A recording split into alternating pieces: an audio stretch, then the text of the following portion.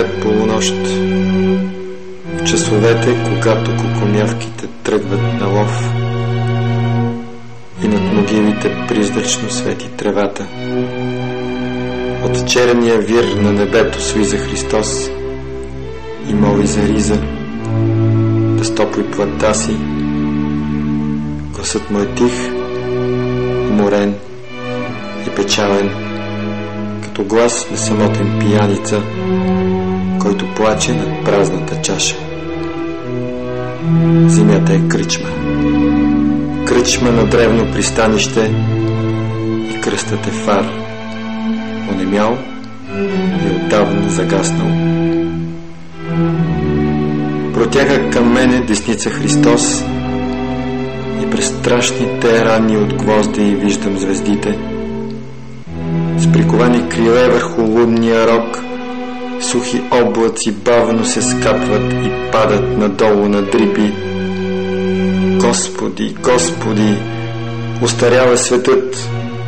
Равнодушно и хладно, без еретически мисли, той отваря врата след врата и по пътя си скубе горите.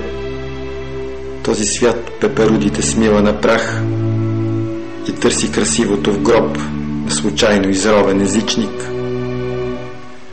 На Твоите риби, Господи, някога нахранили земята, хайверът е отдавна вкаменен, изгризали са плъховете чудесата без остатък и все по-гладни с тихи стъпки стягат обръча около мен.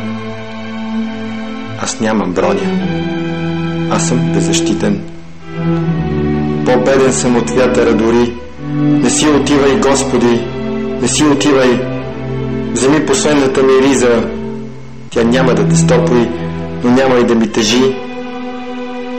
Оглушал от моя вид, както се е появил, така полека чезне.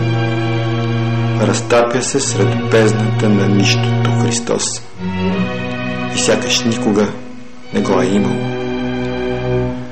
Като ранена птица пада на земята бялата ми риза. Смирен и тъжен плъховете чакам.